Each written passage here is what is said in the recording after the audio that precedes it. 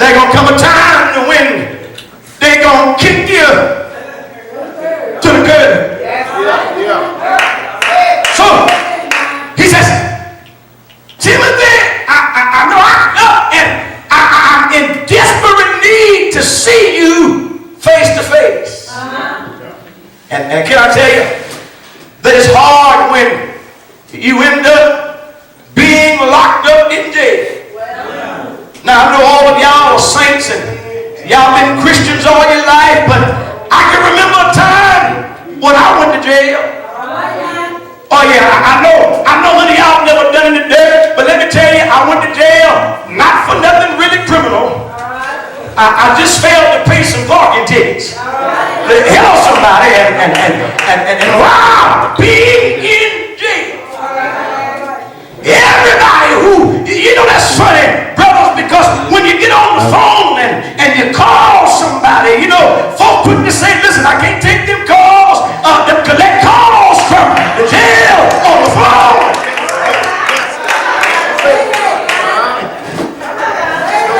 But they're the same folk when you've gone out with them to the nightclub.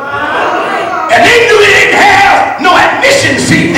We're talking about the same ones who you gone in your pocket and paid their way to get in the club, and you even paid for them to have 1 and 2 rounds of drink, but now you are in need, and them same rascals say, I can't accept the call. There will come a time.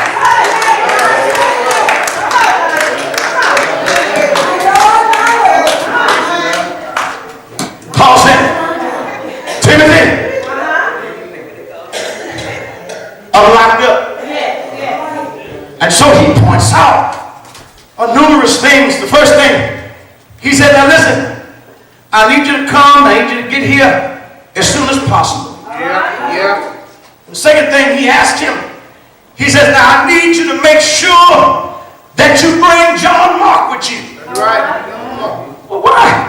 Why the need for John Mark? Well, I need you to understand, because at one time, John Mark and I had a falling out. But I need people to know that when they see John Mark come along with you, that even although you have a disagreement, you ain't got to fall all the way out. Yes, sir. Yes, sir. Yes, sir. Brother preachers and brother deacons, you understand? Listen, if you got a relationship with anybody, yes, you're going to disagree. But if your relationship is built on Christ, just because you disagree don't mean you got to fall all the way out.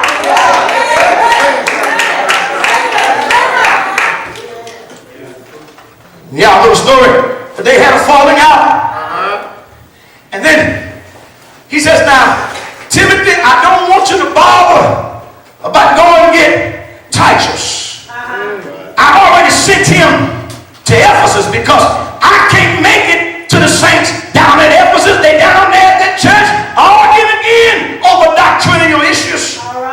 So I sent Titus down there, but I need you here. Now here's the reason why I want you to come. Number one, I'm locked up and I ain't got nobody to bring me my cloak. It says so. I don't have my coat, so I need you to bring my coat. And then not only that, but while I'm locked up in here, I left some good books behind. Bring my books, and then finally bring me the Old Testament scrolls so I have something to do while I'm in here. Yes, yes. Well, he says, here's what I needed. Because Nero has been plotting to get me for a long time. Especially when I turn my life over to the care and the will of God. Which means it's bad to call yourself a preacher. It's bad to call yourself a deacon. And then you turn right around, you carry the title, but won't stand for the principles. It's bad. Yes, sir. Yes, sir. And so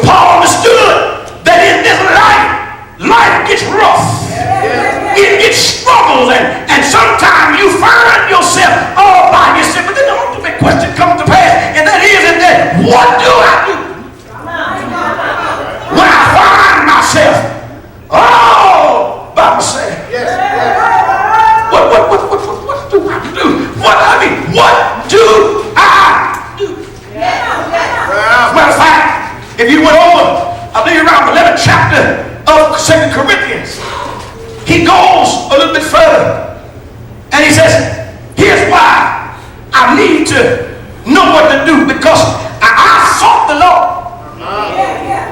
Because Satan desired to buffet me thrice. And I wondered why the Lord did not come to my rescue. Let me see if I can help you right here. Brother preachers and brother deacons, and they're sitting in this, that there are going to come times when you going to feel like throwing up your hands and throwing in the towels, simply because it seems like the more you try to do good, the more folk will turn a deaf ear to the truth. He says, but I sought the Lord, and the Lord told me, listen, my grace, somebody raise that, is sufficient. Now, I didn't understand that at first. Why you mean to tell me I'm going through all of this hell and you telling me that your grace is sufficient? Yes. Well, good God, Lord, I mean, I was beaten 5 times. And I received 40 lashes from my own people. You telling me that your grace is sufficient? Yes. The Lord said, yes. Lord, you sent me to Corinth. You sent me to them stiff-necked people. You sent me there to them stubborn folk, and you let them people beat me with rods. I don't understand. Lord, you telling me that your grace is sufficient? The Lord says, yes. Well, Lord, I've been shipwrecked out there on the Poseidon, out there on the Titanic, and I look like everybody else when they get in trouble out in the water. For some reason, here come the Army, National Guard, or the Navy, somebody, Coast Guard coming, but you let me stay out there all night long. I don't understand. I'm by myself. Your grace is sufficient. Yes. Lord, I became so weary. And I had to endure some painful things from the saints at Corinth. Lord, them folk talked about me like a dirty dog. Them folk wouldn't even help me buy some decent clothes. They wouldn't even do anything. They were so stiff-necked and wouldn't want to do anything to help me. And Lord, I'm tired. I want to get out of this mess. And you telling me that your grace is sufficient? God said, yes.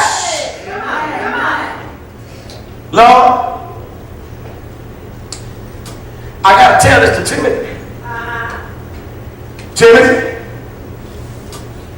there's going to come a time, deacons, preachers, members don't have a problem feeding you, taking you out to nice restaurants like Red Lobster and Pentagon's and the Outback, all them nice places.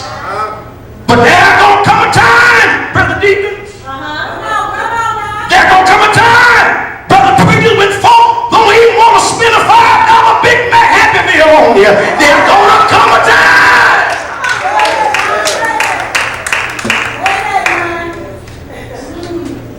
Lord, I don't want to tell this to Timothy, because if I tell Timothy, he may decide